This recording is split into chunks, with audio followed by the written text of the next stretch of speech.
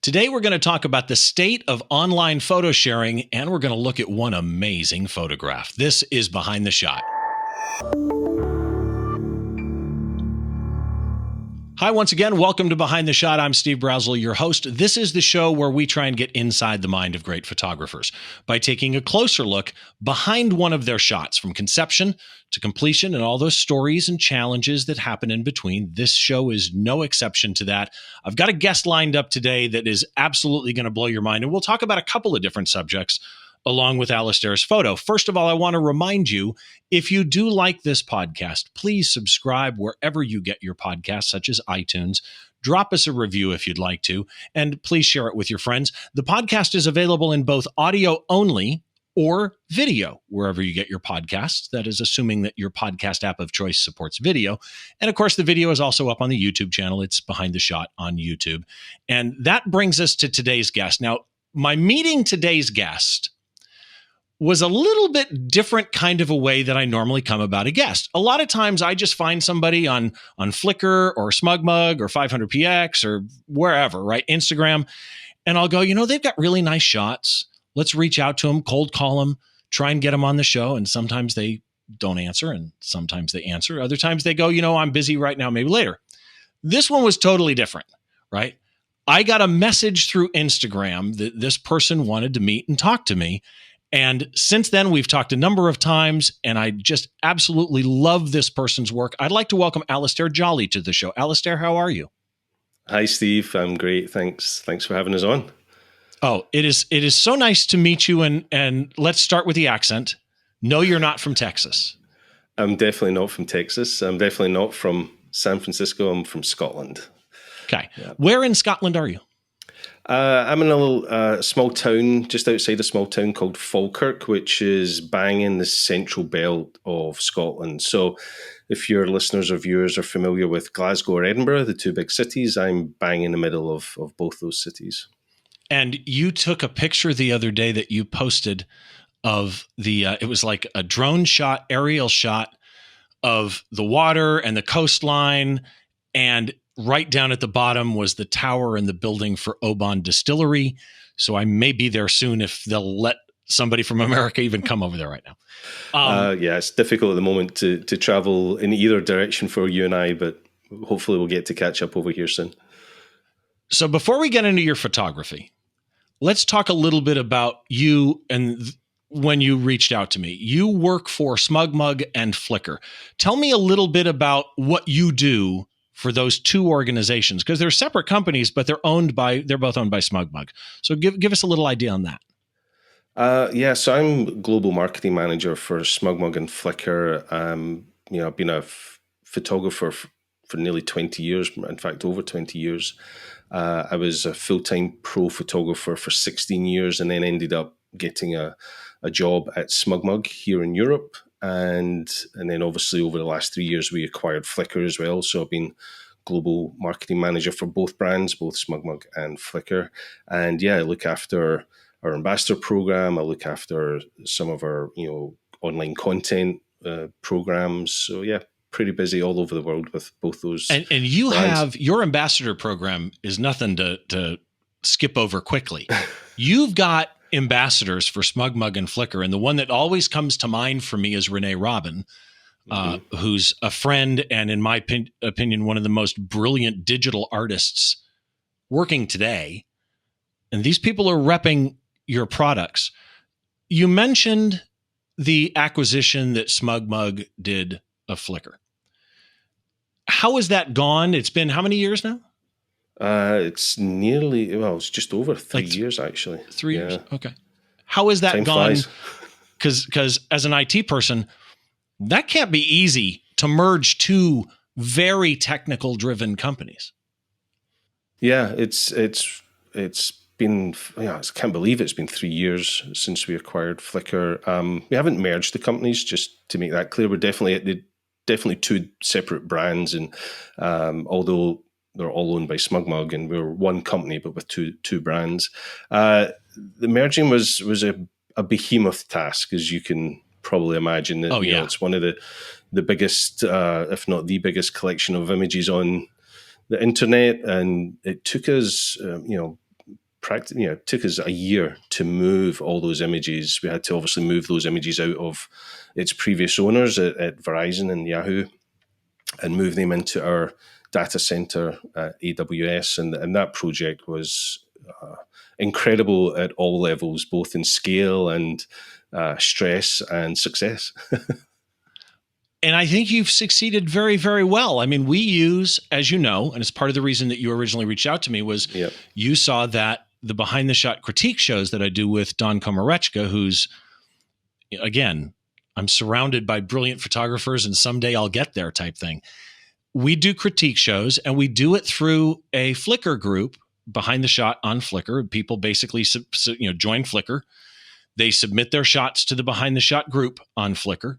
And that's just participating in the community aspect of it, because I don't want to grab somebody's shot that just wanted to share it and critique it and have them cry. So they also have to use a Flickr tag of BTS critique. And then Don and I pull from that pool in the group with that tag for our critique shows. And it's worked really, really well. But there is some overlap a little bit between SmugMug. A lot of people use that for photo sharing. And then there's the Flickr side of things. If you were to describe to people the two services that didn't know about them, how do you describe SmugMug? How do you describe Flickr?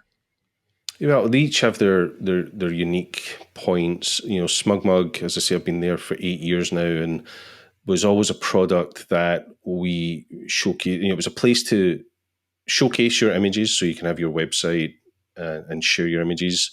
So showcase, share, and sell those images. Can't say that too fast if you've had too much whiskey, but showcase, share, I'm willing to try though.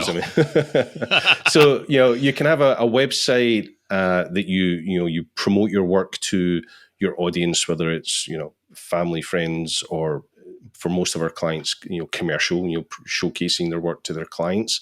It's where you can share that work with your clients. Everybody gets unlimited storage at SmugMug, and sell those works. So it has an e-commerce section to it that you can sell that work. One of the elements we were missing with the show with the SmugMug platform is you have a relationship with your work that you share it with your clients or you share it with your family, but it's still quite insular in that it's you, your SmugMug site, and your client base. There's no community element at SmugMug. And, when the opportunity arose to acquire Flickr, we knew that was the solution we wanted to be part of a community or have a product that was all about community. We've been huge fans of Flickr's for many, many years. And, we were as disappointed as everybody else at the lack of service it was getting from its owners, putting that very diplomatically there. But it was good. He did good. It was a good, I've been practicing that. So we wanted a community tool. We're so passionate about photography at SmugMug. Many of us are photographers or have been professional photographers or just love and as a hobby. And many of us, like myself, were customers before we became employees. So really passionate about photography and just wanted to own that product so that we can, be the custodians of this amazing community. And that's what the Flickr element is about. It's really about this. It's a community of communities, if you like. There's something on Flickr for everybody, no matter what genre or what you do with your photography. And if there's not, then go start it yourself type thing, because we empower people to do that. You've got the group feature. And here's the thing about Flickr to me, and I'll share with you the kind of internal discussion Don and I had when we were trying to figure out where could we, what's the easiest way to collect pictures that people want critiqued. And when Flickr got mentioned, the first thing was, still there's no better site for displaying pictures at their highest quality. I mean, there's competitors out there like 500px, but 500px tends to be more really fine art things. It's not sharing with family, right? For the average person out there, sharing pictures that are currently doing it on a Facebook or an Instagram, Flickr really takes those pictures and doesn't do what those other services do. It doesn't crunch them to death. The pictures look fantastic, and you get that community aspect to it, which which is something that personally, I love. Before we go into online photo sharing a little deeper here, you said something I didn't realize, and that is you said before you started doing this, you actually were a professional photographer. Yep, for And 16 years, yeah. what did you shoot? Photography very different to what I shoot now, but I was a wedding photographer and social photographer, so anything with people in it, but predominantly made my living photographing weddings. Yeah, I had a very successful wedding career here in Scotland. And none of that's in your portfolio. So your portfolio has black and white and color landscapes, Yep. street black and white, a miscellaneous category, and you remind me of Rick Salmon in a way in that. Well, I see geez, that breakdown, that. but I mean it though. I see that breakdown on a lot of people's sites, right? One of my biggest complaints with most people's portfolio is, let's be honest, you don't photograph 10 different genres all really well, right? Pick a genre, show your clients what you're going to photograph and go with it. Stop saying that you're a baby photographer, wedding photographer, landscape photographer, animal photographer, Yep. and commercial photographer and realist, because the odds are you're not good at all of them. Yeah. All of your portfolios, when I went through them, and I'll tell the audience here, when Alastair reached out to me, it was because he has a show that he does for SmugMug called SmugMug Live. And I'm going to be on SmugMug Live a couple of days after we record this episode. It will be in the past when this episode goes live later this month, but please go look it up. Awesome. It's YouTube. Yeah, it's youtube.com/SmugMugFilms is the account. And so that on the Canon thing stream that I just did on the day that we're recording this, I mentioned that at the beginning of it and end of it too, because you've got some great guests up there. So you do what I'm doing here. But that's what we originally talked about. And like I always do, I went and looked at your portfolio and I emailed him back and went, hold on. Can we just make this a normal episode and talk about one of your shots because you're really good at what you do? Well, thank you. For people like you and me that want to share our pictures and are frustrated when we have a picture on a calibrated screen that looks really good, we upload it to Instagram and have to fight over the crop, or we upload it to Facebook and it just ends up looking horrible. And then you have sites like 500px or Flickr that show images high quality. In your opinion, doing what you do, what do you see as the state of online photo sharing? Where is the industry going? That's a great question. I'm still sort of digesting all those wonderful compliments. So thank you for all that. I mean, I do love photography. I'll answer a previous question before I get to the state of sharing, because you asked where's all my wedding work on my website, because you don't see that. But what's interesting is, a wedding photographer for 16 years, all I showed on my website was weddings. I don't. When you're selling to a bride and groom, you want to look like a complete expert in your field. You don't want to be a jack of all trades. You want to say, I'm a wedding specialist. So, for decades, all you saw was wedding work. After 16 years, I was pretty much done with weddings. 16 years is a long time as a wedding photographer. So now I love my photography more than ever, and I kind of just specialize in concentrating on whatever's exciting me at the time. So that's why there's quite a mix on my site. But sharing images comes in so many different formats, and that's one thing we're really proud that you can do on SmugMug, and we're bringing some of it to Flickr, is the ability to still share prints and physical work. Right. I don't think there's anybody would argue that a picture is best when you can hold it in your hands or hang it on your wall, like behind yourself. They're on the wall behind me now. Yeah, for that reason. Yeah, it's one thing that I would encourage anybody. I have met so many people who their portfolio is only online. It's on one of their social platforms, or it's just on Flickr or whatever. So, I really encourage people to print their work and allow people to hang their work or buy their work. So with the SmugMug side of things, you have all that ability to share it. As you said, the foundation of what we do with our architecture of our software is make sure the image looks amazing online, both on SmugMug and Flickr. it's the foundation of where we start. It has to look amazing. But you can print it. And we brought some of that to Flickr after the acquisition, ability to print your own work via our lab partners. So that's pretty cool. And what's interesting is, it in some ways, this is going to be a weird analogy. I don't know why this just landed in my head. In some ways, it reminds me of one of my favorite plugins and software, which is Nik. I love Silver Effects Pro. I love Color Effects Pro. And DxO bought Nik from Google, who had let it just flounder. Yep. And when they bought it, the first thing they did was just make it compatible with the current versions of Photoshop. And people went, well, they didn't add any new features. Yeah, but they made it work again.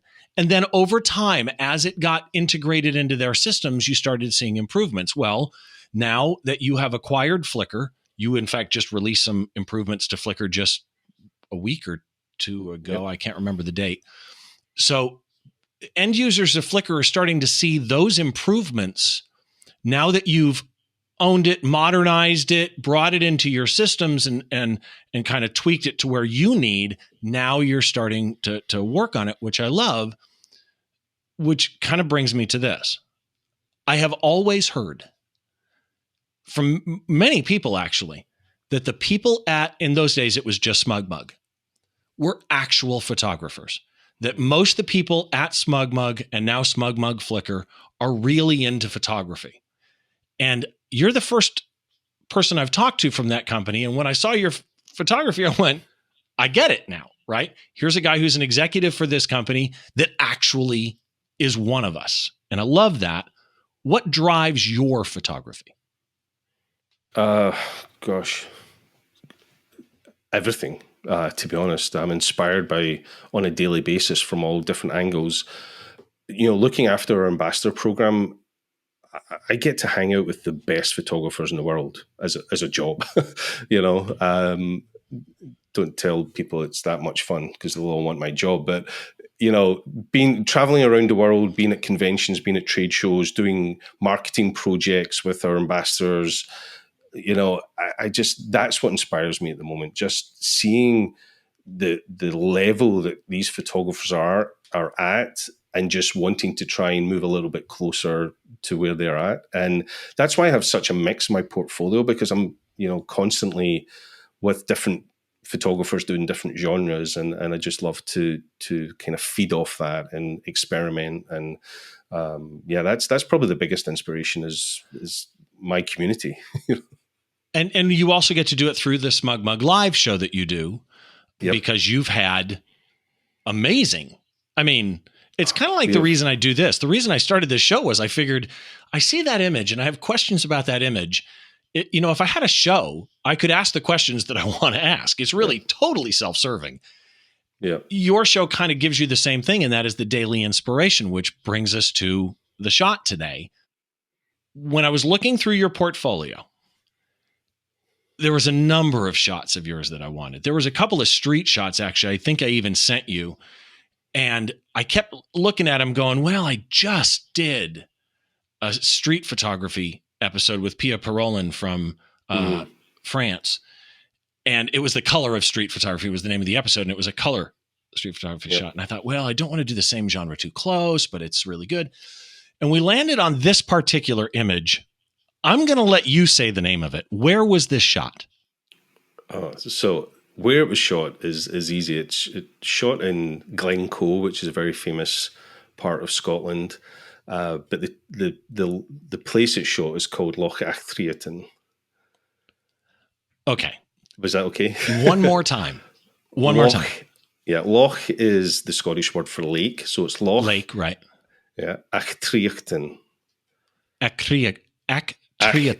So yeah, it's got a very Scottish guttural sound to it. Yeah, Achtriochtan. Yeah. So it's not an easy one, gorgeous, even for us. Yeah, I bet. That's a good point. How many people in Scotland can't pronounce that? Yeah. It's a gorgeous, gorgeous scene, but it's not just that it's a gorgeous scene. It's beautiful, I believe, when I first saw it, because of some of the choices you made. Sometimes people capture a great shot and they make other choices. I think this is particularly a beautiful landscape because of some of the choices that you made. So for those that are listening on audio, let me describe it to you. And of course, you can always go to the website, behindtheshot.tv. You can see the image there. And again, if you subscribe to the podcast video version, you can see it there. You can also see it on YouTube. So this is a lake landscape. It's got these, it's almost dark and moody, but it's warm. So it's got these deep, rich, moving colors in it. Picture a Scottish landscape and you'll nail it here. But the angle of attack for the camera on this is taken just above the grass. And that gives you this almost airplane skimming the earth type feel as you go through. The grass in the very front of the frame is very warmly lit. I mean, like golden, right?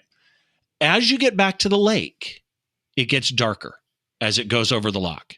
There's some reeds or grass coming up through the loch. That's the loch in the middle. I'm assuming I'm correct, right? Correct, yeah. Okay. Then here's what surprised me.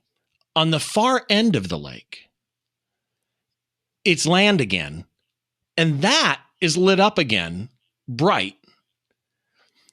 And then you get into the mountains. And the mountains in the background have some cool greens and blues. So you have that, mix of warm in the front and super cool, detailed mountains in the back. And I'm hoping that the mountains come through in the live stream. I mean, in the regular picture, they're there. So if you don't see them in the live stream, go look at the website. And the reason I say that is the mountains are very dark, but when you see the actual picture, there is an immense amount of detail there that may not come through a video. So what do you shoot and what did you shoot this with? This was shot with Fujifilm. I shoot Fujifilm cameras now. I shot Nikon most of my career, but when I retired, I'll call it my retirement from shooting professionally, I was looking to move into mirrorless and very quickly adopted the Fujifilm X range of cameras, just because at the time they had some amazing cameras and lenses. So this was actually shot with an XE2, which is an older camera now. It was shot a few years ago, but absolutely fell in love with that camera. It was the first digital camera I had that I felt nostalgic about. It was shutter speed, aperture, ISO. Right. That was it, right? It felt like being back in the film days. So, I love that little camera. I still have it. What was the lens on this? This was an 18-55. It's a crop frame, so it's probably, 18, 18 to 55. I think is what the XF said you shot this at. So interesting. Yeah, 55 on a crop, so it'd be about the 80 range. 83, okay. Yeah. What's interesting is that the image, you mentioned the grass at the foreground of the image, that's actually in the loch. It's actually reeds. Oh. It's actually reeds. So they're actually in the water as well. I'm standing right on the edge of the loch in this shot. So they are actually grown up. You can actually see a few more of the reeds growing up in the kind of real mid-frame of the shot. But yeah, those are reeds in the water. So see, and in my preview, the mountain is really, really dark. So I'm concerned that the video won't get it. So I'm imploring you people, go to behindtheshot.tv and load the picture, which is in the gallery down below. I wrote a little thing about Alastair there, and there's a gallery of some of his other shots at the website, because seriously, man, the choices that you made to get low, to get those reeds in the front, have the lake fade to darkness with a few in the middle, but then that land in the back is bright, and then the mountain super cool. Yep. Just amazing choices. You shot this according to EXIF data at 1/50th of a second. Interesting to me. You could have gotten blur, I'm thinking, in that grass, and you didn't. At least not that I see. ISO 200. You shot this at f/22. Yep. You do that a lot. It makes sense with what you're trying to capture here, because those mountains are sharp and the grass is sharp. Yeah. Typically now I'd love to focus stack a shot like this, but can I just maybe explain some of the challenges of this shot and why Do it. Yeah. It was this. The reason I'm really pleased you picked this shot for us to discuss is it's a shot that I had pre-visualized, and when you pre-visualize a shot and then manage to execute it the way you wanted, it's just the best feeling in the world. And Oh yeah. this is exactly what happened with this shot. I'd been prior to this shot, I had been looking, of all things, the complete opposite from where I was in Scotland, but I'd been looking at lots of shots of Namibia. And I'm not sure if you're familiar of the shots in Namibia where you have this, like a lone tree and then this huge sand dune that goes up behind the tree. And if you get the light just right, the sand dune is really dark and the tree is lit and it stands out. And I'd also been looking at shots of Bryce Canyon, a bit closer to you. Again, in Bryce Canyon, Bryce Canyon, you can get these shots when the light's really low and it lights up the trees in the canyon, but the canyon wall is almost black. And then you just get those colors really standing out. And that was what I thought, I want to capture something like that. Where do I know that has a kind of extreme cliff? And that's when I started thinking about Glencoe. Glencoe is a hugely popular part of Scotland. It's where most of the photography in the Highlands happen. A really popular tourist spot and photography spot, but it's a very, very tight glen. It's very, very steep slopes with a road running down the side of it and several loch-ins. Very rugged mountains. There's three very famous mountains called the Three Sisters of Glencoe, which is where everybody stops to get these pictures. But because the glen is so steep and so narrow, it can be really challenging with light because the glen itself casts so much shadow. And if you go when it's got light in it, it tends to be midday and the light's not the best for landscape photography. So this image was actually taken quite late in the year. It was taken in October, which is my favourite time of year. If you're ever in Scotland, come in October. It's just beautiful for colour.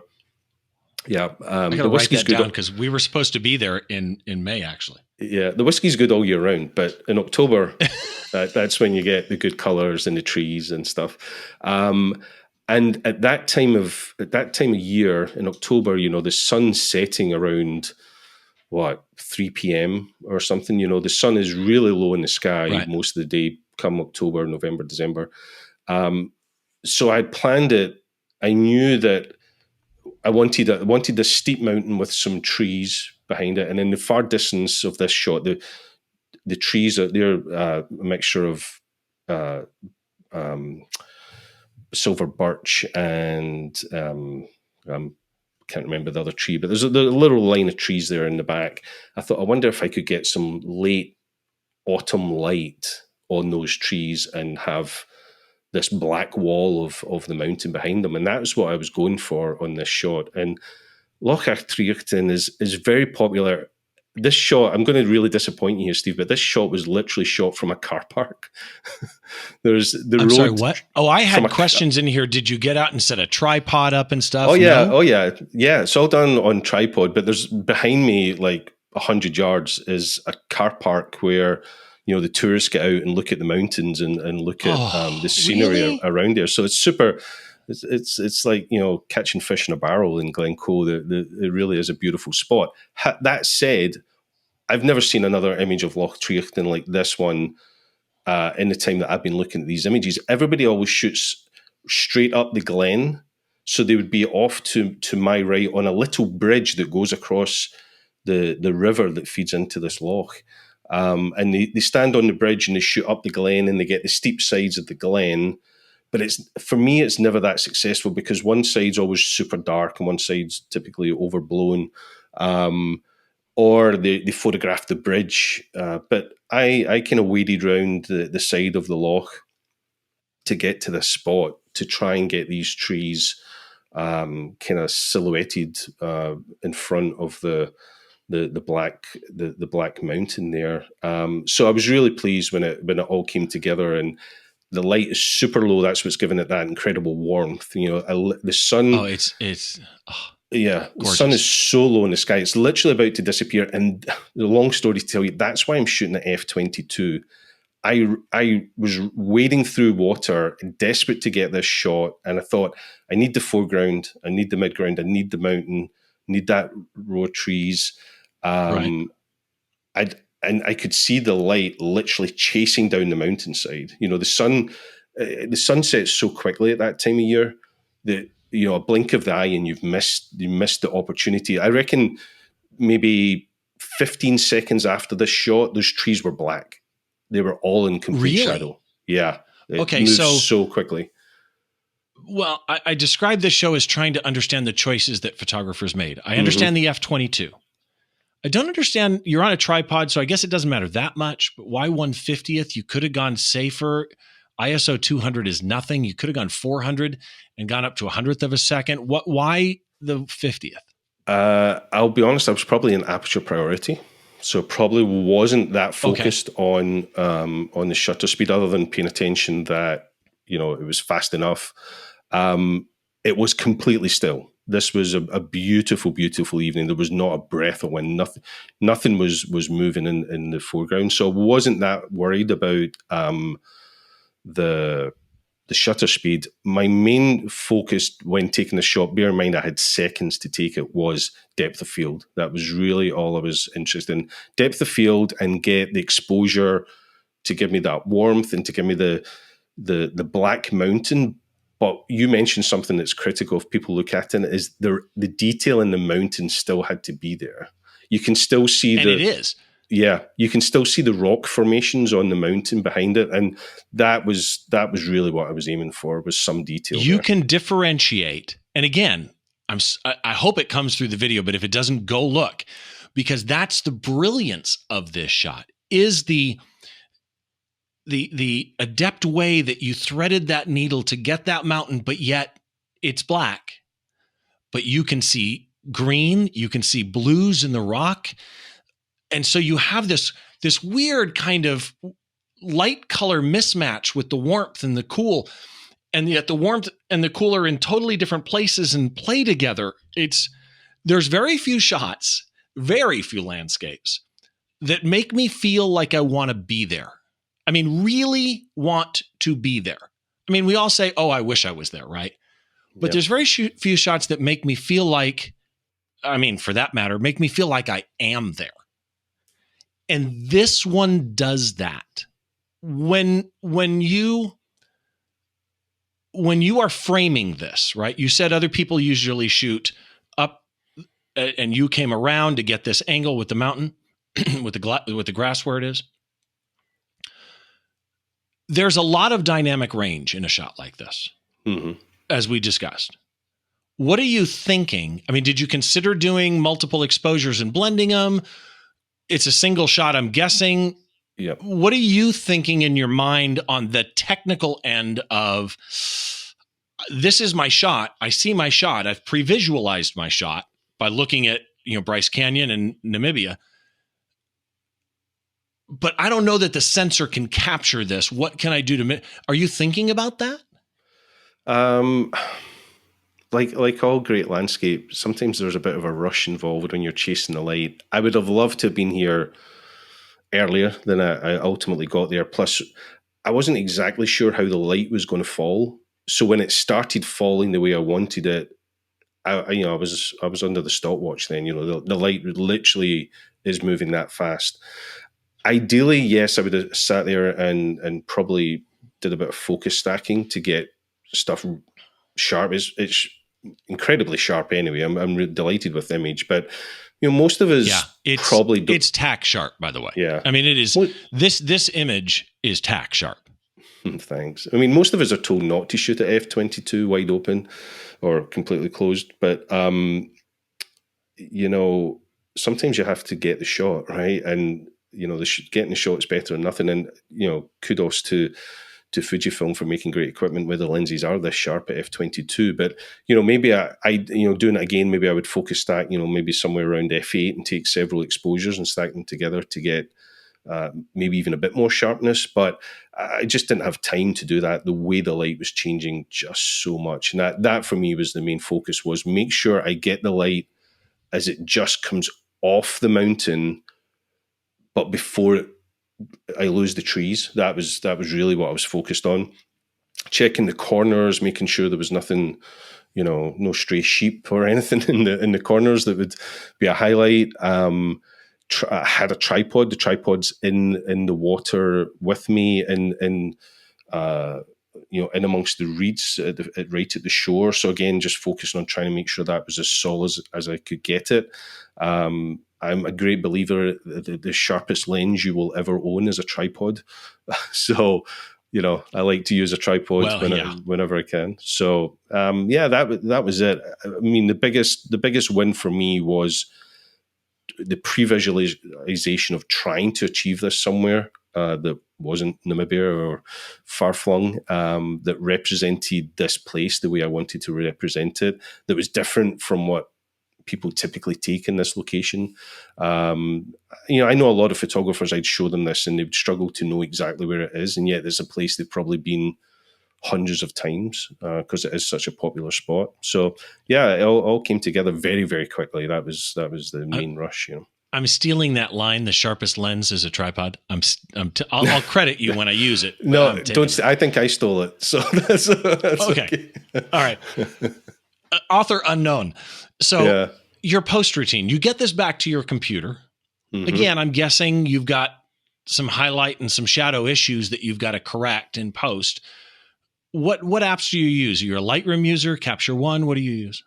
At this point, I mean, this was a few years ago. So at this point, I would have been exclusively Lightroom. But for this shot, I didn't use Lightroom.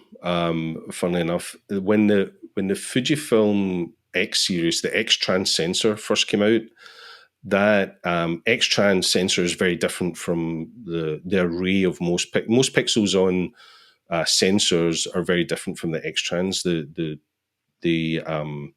not quite randomized, but they randomize the RGB pixels on the sensor. And back then, it's one of the things that helps make the X-Trans sensor so sharp. They don't need the is it the anti-aliasing anti-alias filter? They don't have one of them because the pixels are randomized on the sensor, so you don't get moire on fabrics and that type of stuff. So that does help with the sharpness. The downside was, and a few years ago, things like Lightroom and stuff did not do a very good job of converting the raw file. They really struggled with the algorithm, and you got a lot of artifacts and what they called worming. When you zoomed into 100%, you could see this kind of smudging of the pixels. So I actually processed this in Capture One. Capture One was a much better, and I think it still is, algorithm when it comes to the X-Trans sensor. So this was edited in Capture One. What would you have done? There's a little bit of playing with the shadows and just making sure that contrast is there between the light and the dark, and making sure there's detail in the shadows. So yeah, most of this would have been just working with the contrast and the shadows, making sure the temperature is of the image is the way I remember it. Whether it was 100% like this, this is how I visualized it. I'm not a great believer in trying to create colors that weren't there or make it look like it wasn't. But this is as near as I would say to reality as I remember it. I see a lot of pictures of Scotland that I don't recognize because the colors just don't match the reality. It's like we don't get colors of sky like that in Scotland. A lot of people get a little bit excited with their sliders, but this is pretty near to what it was at that moment in time. But yeah, not that much work, I'm glad to say. Yeah. When you go out to a spot like this, a location like this, are there any mobile apps that you rely on? Whether it be weather, sun position, moon position, anything like that, like Photopills or anything like that? I'm a big user of Photopills. I do like Photopills. Great product they have there. Again, Photopills wasn't around when I took this image because it's about 5 years ago. So I did a bit of online checking of like sunset times and angles, that type of thing. Plus, I'd been here, quite a few times in the autumn, so I knew kind of how the light fell right down the glen. I love at the moment, I love Snapseed. Absolutely love Snapseed as an app on my phone, just for editing on the fly on my mobile device. You mentioned Nik effect software. I have used Nik, mine, since they invented it, back when it was originally Nik software. Same. And as you said, DxO come along and put some life into it. So I actually just paid for the latest version of it just to support that team as well. But yeah, those are the main ones. Capture One, I still use Lightroom as well, but mostly Capture One for my editing now, and photo pills when I'm out on location, just trying to check for blue hour and all those kind of things. And yeah, big fan of Snapseed and Nik Effects for some of the editing. Yeah, which originally were the same company. DxO's latest version, they actually added some new filters and some new stuff as they're starting to develop it. And Snapseed, in me, it's still my favorite mobile editing app, way more than like a Lightroom mobile or something like that. Yeah. For people, okay, this may be a different tip. It may be the same tip. If you're talking to somebody that lives where you do and sees this a lot and they're going out versus even somebody that's going on vacation and capturing somebody like this, but in general, what's your one tip for capturing a landscape like this? Be there early. Some of the best places in the world, some of the most popular spots in the world can get pretty busy. Maybe not at the moment, but when things are normal.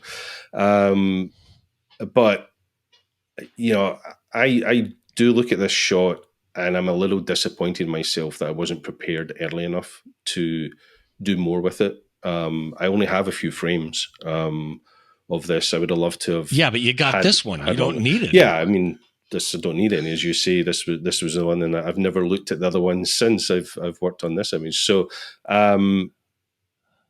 yeah, preparation is key to this. Do the homework so that when you are there, right, and do the homework and know your tools, and then when you are in a situation like this, I caught it without really thinking about it that much, to be honest, just because you kind of go into autopilot and focus on the experience, enjoy the moment. Something I think a lot of us forget to do is actually enjoy the moment while we're taking it. Those would be my main tips. Okay, so let's leave this shot for a second. Working at SmugMug / Flickr, the inspiration you get from the people you work with, the sites that you work with, the businesses you work with, and the stuff you do on SmugMug Live. What's your number one general, not landscape, general photography tip? And for that matter, what's your best street photography tip? Because his street photography is as good as this, right? So what's your number one street or general or both photography tip? I would say my number one tip is get low or get high. Don't shoot at 6 foot. Just change the angle. Whether, like, especially in street photography, you want to shoot from the hip a little bit more. We're very fortunate to have our dear friend Alan Schaller be one of our ambassadors at Flickr. Phenomenal street photographer, probably one of my favorite street photographers in the world. And hanging out with him, watching him shoot without even looking through the camera. He's literally holding it at his waist, focusing without even knowing. And that's when he just is a master of his tool. He knows how that lens works. He doesn't even have to look at it to know what distance he's at. And I try to emulate. It's such an odd skill set. I mean, that's a skill, right? In and of itself. It's a different part of the brain skill, that one. It's for most of us. But the thing about that is seeing the world from a different angle instantly makes people look at the shot different, and I think the best street photography in the world is shot from a lower angle, the rules are all to be broken. But yeah, just, and again, even in landscape work, like this shot we've been talking about today, I could have stayed up on the car park and shot from above looking down, and you just wouldn't have had. And many people probably did. Oh, yeah. Most people do it every day from that kind of spot, the same tripod holes that every person uses up on the top of the bank. But you just wouldn't have had that compression. The trees wouldn't have been against the darkness of the mountains. So yeah, I think that's my number one takeaway from all the photography I see on a daily basis is, change the angle. If you're a family photographer and you photograph kids or pets, you have to get down at their level. The image doesn't look great from 6 foot in the air, So I think that can be applied to almost every genre of photography. Is changing the angle can really change the dynamics of the image, how people interpret it, how people read your photo. I'm a big believer in people read photography as much as just look at it, and you can make people read your photograph the way you want them to read it. You can take their eye into certain places, but if it's from an angle they're not used to seeing, then they're more likely to, take some time to look at that image and read it a bit longer. Okay, last question. So many. Who's a photographer that people may not know about that they should know about? Wow, that is an interesting question. As you mentioned earlier in the show, I'm very fortunate to work with the best photographers in all genres. As you say, you look at our ambassador program, it's got the best landscape photographers, the best street photographers, the best retouchers, the best conceptual artists. Yep. Oh man, that is a tricky question, man. That's really, really, really tough one. Man, sport. I actually don't know how to answer that one. You did. You really stumped me on that one. There's just so many. I'm trying to think of someone that I could highlight. So how's this? We could just say, go look up SmugMug ambassadors and check out some of them, because odds are some of them you may not be familiar with, and you should be. Yeah, I'm going to call out one. She's actually my next guest on SmugMug Live. Is a wonderful photographer called Emily Teague. She's based out in New York City. Fashion photographer. Just doing incredible work for someone so young. And she has this incredible juxtaposition of being a fashion photographer who also does incredible humanitarian work. So she's her day job is photographing models and producing fashion editorial sets, but her passion is going to places like India and telling the story of, sex slaves or, real difficult humanitarian stories. And I find that just incredible that someone is able to tell such incredibly different stories. So Emily Teague, I would say. And the time that this show airs, that show will already be out, youtube.com/smugmugfilms. And go check that one out there. And of course, look up her information as well. Alastair, I can't say, first of all, you reached out to me for something totally unrelated and then agreed to do this. Thank you so very, very much for that. It's a pleasure. Thanks for putting me on the spot. As I said, it was me that was meant to put you on the spot and have you on my show. But I'm a little bit humbled by all your wonderful comments. And I'm glad that you've enjoyed looking at my photography. That's why we do it. I can't think of a better accolade than someone saying, "Hey, I looked at your work and I really love it. Let's talk about this photograph." It's the best thing in the world. And it's really, seriously, I've been putting up your information and your links and stuff, but just so that people know, if you want to connect with Alastair, on all socials, just go Alastair Jolly, Jolly. That'll get you there. And then your website is actually a SmugMug site. It's AMJ for, I'm guessing, Alastair M. Jolly, amj.smugmug.com. Those have been coming up throughout the video show, but for those of you on audio, there it is for you. You can also just search for Alastair Jolly SmugMug, and you'll find his information as well. Global Marketing Manager and Head of Ambassador Relations for both SmugMug and Flickr. Again, thank you. And the day we're recording this, I'll see you for SmugMug Live. People go look that one up too. Thanks, Alastair, very, very much.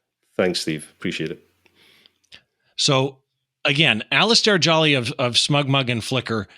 When I first heard his title, I thought, okay, so he works for a company involved in photography. But who would have known the portfolio he's got? Go check his site out again. I'm going to say it again, actually, amj.smugmug.com or Alastair Jolly on pretty much all social medias. Go follow him. Make sure that you check out the image review shows, image critique shows I'm doing with Don Komarechka. We actually do host those, the image selection part, in a Flickr group. You can go to the Behind the Shot group on Flickr, sign up for a Flickr account. It can be a free or a paid, but do the paid. It's a great service. They display your images well. And then join the group, submit your photos to the group that you are interested in just sharing. If you want them critiqued, also add the Flickr tag, not a hashtag. Flickr has their own tagging system. BTS critique, that's the images that we pull from. We do those once a month right now. Next one will be in August. And again, to Alastair Jolly, thank you so much for joining me on the show. This is Behind the Shot, the show where we try and get inside the mind of great photographers by taking a closer look behind one of their shots from conception to completion, all those stories and challenges that happen in between. I'm Steve Brazill, and we will see you on the next show.